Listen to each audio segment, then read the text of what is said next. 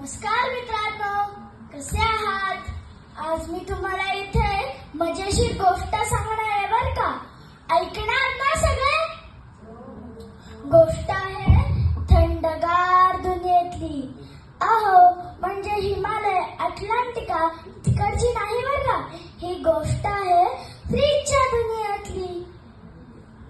मित्रमैत्रिणींनो, fridge मधल्या तजेलदार भाज्या जर का तुम्हा आम्हासारख्या बोलू लागल्या तर आणि क्रिकेटही खेळू लागले तर काय होईल?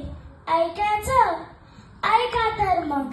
Refrigerator premier league. भेंडी, टोमॅटो, दुधी व दोडके बुवा शेंडीवाले यांनी एकदा ठरवलं की क्रिकेट खेळायचं. मग काय, सगळे जोरदार तयारीशी मैदानात उतरले. मॅच सुरू व्हायच्या आधी दुधी म्हणाला, मी बॅटिंग करणार. गोल गोल गरगरीत टोमॅटो झाला बॉल आणि आला की तो दुधीकडे. दुधीने त्याला टणकन टोला हाणला.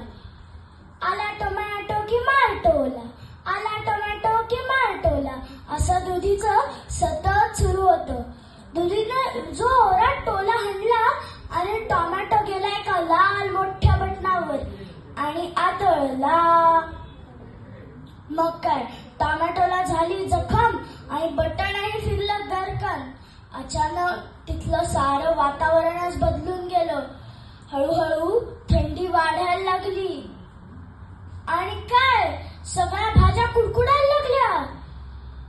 वांगोबा तर सट्टा असंच शिंकतच होते.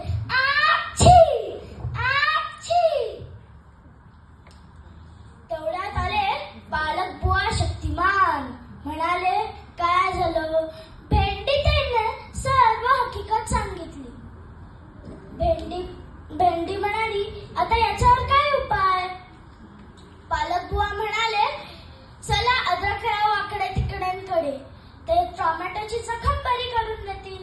वांगोबा तर शिंकतच म्हणाले, पण आमच्या या शिंकांचा काय हो?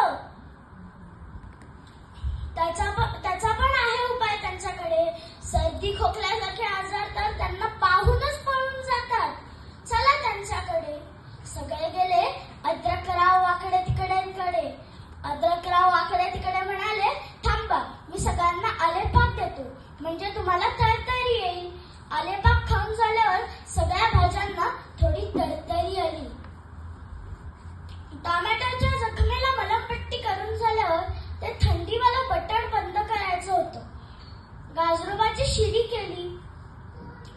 शिडी करताना गाजरोबा म्हणाले, पण या शिडीवर कोण चढणार? भेंडीताई म्हणाल्या की मी चढते. वांगोबा म्हणाले, मला एका पायावर कसं काय चढता येईल? आणि तुला एकच पाय ना, तू कशी चढू शकशील? हो की, मला एक पाय, मग मी कशी चढू शकेन? तेवढ्यात दोडके बुवा म्हणाले, थांबा, मी चवळीच्या शेंगेला बोलवून आणतो. चवळीची शेंग आली.